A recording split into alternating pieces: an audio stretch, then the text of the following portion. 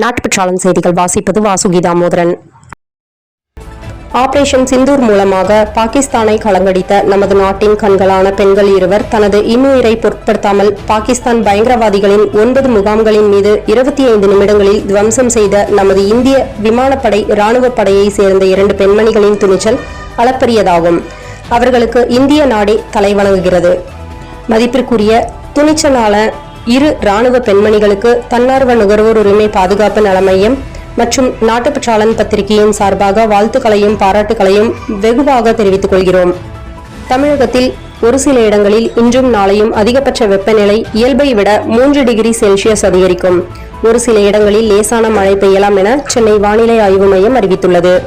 மேலும் தமிழகத்தில் ஒரு சில இடங்களில் 15ஆம் தேதி வரை மிதமான மழை பெய்ய வாய்ப்புள்ளது என தகவல்.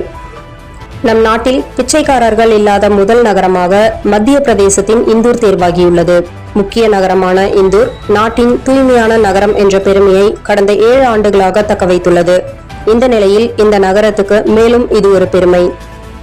கிருஷ்ணகிரியை சேர்ந்த கீர்த்தி வர்மா 2 கைகளையும் இழந்த நிலையில் 12ஆம் தேர்வில் வெற்றி பெற்ற நிலையில் சிகிச்சைக்கு உதவுமாறு முதலமைச்சரிடம் வேண்டுகோள்.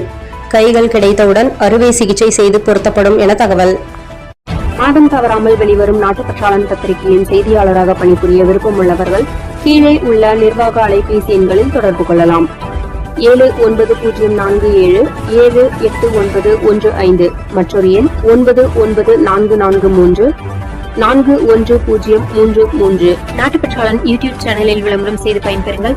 நமது நாட்டுப்பற்றாளன் செய்திகளை அறிந்து கொள்ள யூடியூப் சேனலை சப்ஸ்கிரைப் செய்யுங்கள்.